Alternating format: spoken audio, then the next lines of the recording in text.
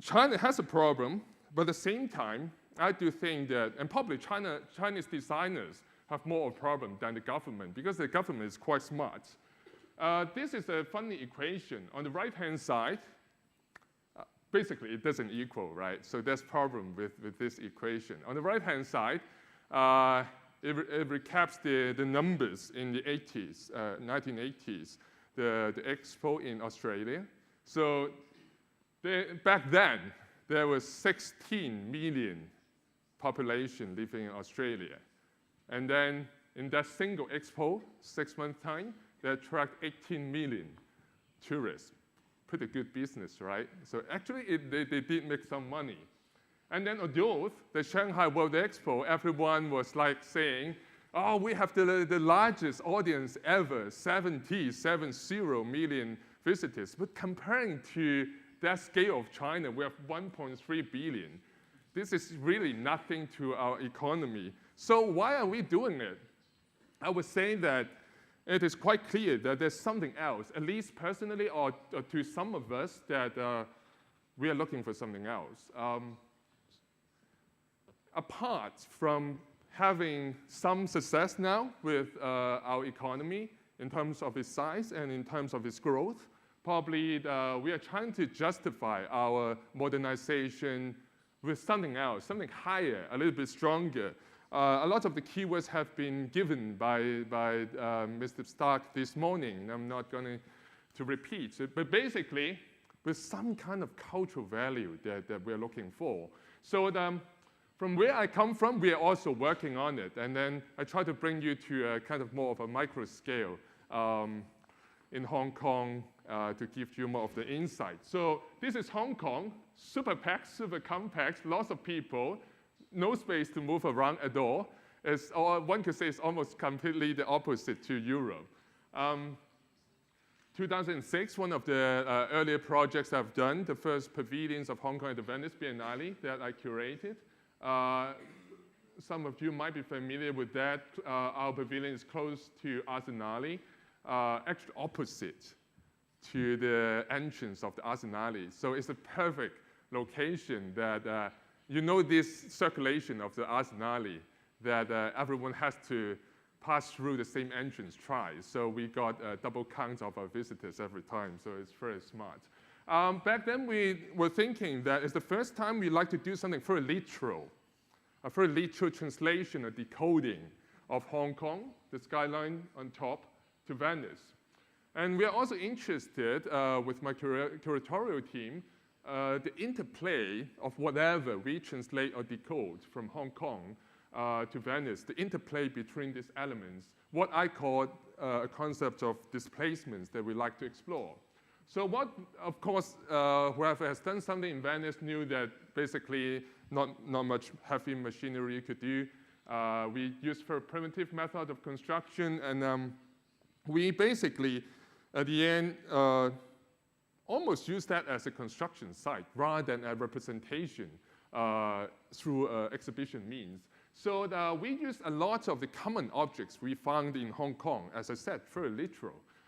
These are basically bamboo ladders. You could just buy one of those, I don't know, probably 10 euros per ladder on the street of Hong Kong. And then we move a lot of those there using traditional techniques and then bake them into a particular color.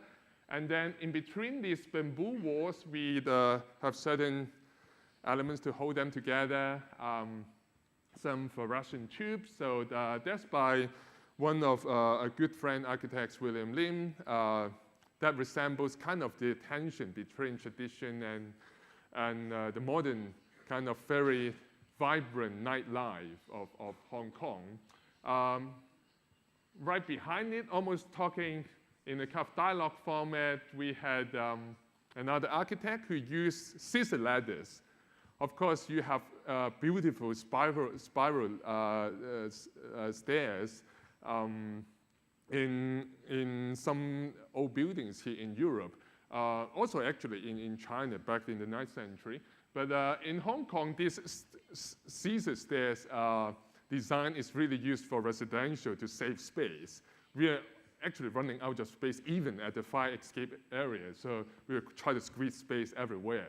So we use that, turned it into installations, and then some foldable beds, obviously, a lot of foldable things in Asia to save space.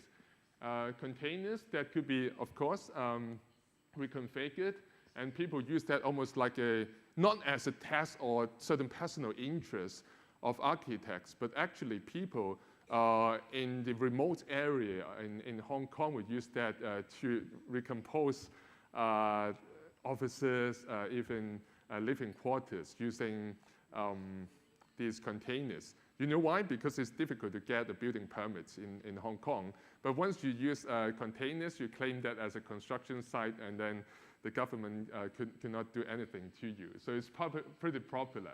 And then some doors that we moved to Venice. With all this insulation and stools and so on, we have some discussion, and then we talk about, in a way, we're trying to investigate and see whether we could, through architecture, to discover certain cultural values from within. This is what we call afterthoughts. It is almost inevitable in Hong Kong and certainly China that the speed that we are facing, there's no way that we plan ahead or we have perfect planning about what we're going to do. We usually do it first and then do it as quick as possible and then evaluate what we have after. So this is very common, afterthoughts.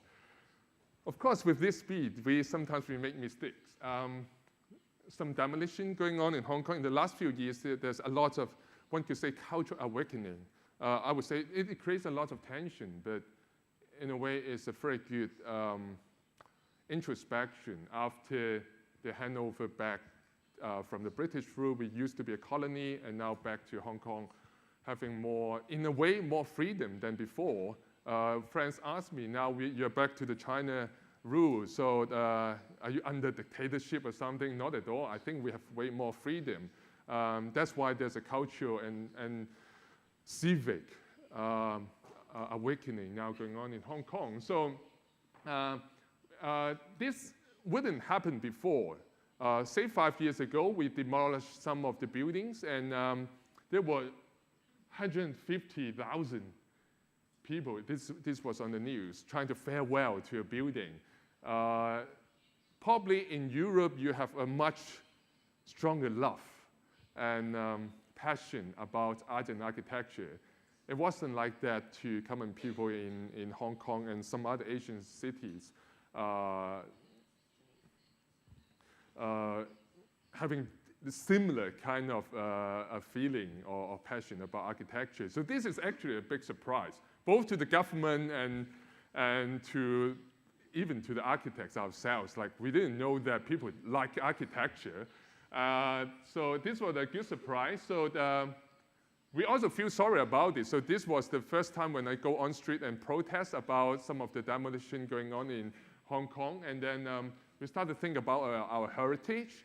One of the buildings that we said that maybe we should do something about it is this building, nothing special, one could say, in the 1950s, but it's perfect location in the heart of Hong Kong.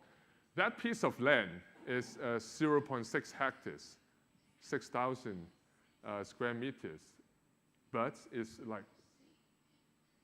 400 million Hong Kong dollars in land value, so talk about 40 million euro just the land itself. It's very expensive land in Hong Kong. So we said that, okay, let's do something with it. So with my students, we started to create something for old buildings with certain insulations, both on the ground level and in the sky, try to transform the space. Some of our colleagues here were there in Hong Kong a few years ago. We made a bamboo bridge and then a beach in the middle of the city. It was quite a surprise. We hardly have this kind of public space. You saw that photo earlier. There's no space for public. There's only shopping malls, and then in the MTR, the underground, and the metro, you call it here. Everything has a purpose. Public space, the government say, is useless. Nothing happens there. So let's keep public space. But we try to transform some of this and turn it into a public space. And again, by accident, people quite like it. Actually, it's a very good surprise. People, I think CNN or some of the news saying that it's the coolest art space ever in Hong Kong. Probably not so much in Europe. You see this quite often, but in Hong Kong, it's quite a surprise. So we have children's families coming in. We build something, and then we use historic materials to create installations. We made installations that resemble some of the space that we used to have before wars. Also, some architectural models to talk about the historic city. And we also were being quite pragmatic to get a lot of the stars. He's actually, this guy in the middle is a very famous film director from Hong Kong. So we get some of these people to talk about the kind of heritage cultural elements in the film to share with the public. We have young designers going into this beach and then having design marts to exchange products, sell things in Hong Kong. Quite importantly, to kind of get loose of these people. The guy, second guy from the right, he's the next mayor coming up in 2012, probably the next mayor. You never know what happens of politics in China, but he's probably will be the next mayor. So we get him in, and all of a sudden, after this, the government changed its mind not to sell this piece of land.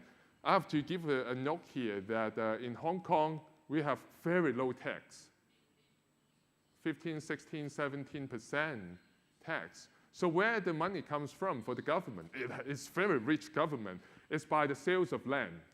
So that is kind of the main dish of the government public revenue. So I was surprised that the government, after seeing these events, attracting all the young people, they decided not to sell this piece of land. It's probably the first time in history, and then to turn that into a creative center. Of course, in Hong Kong, we're still trying to find out what does it mean, a creative center.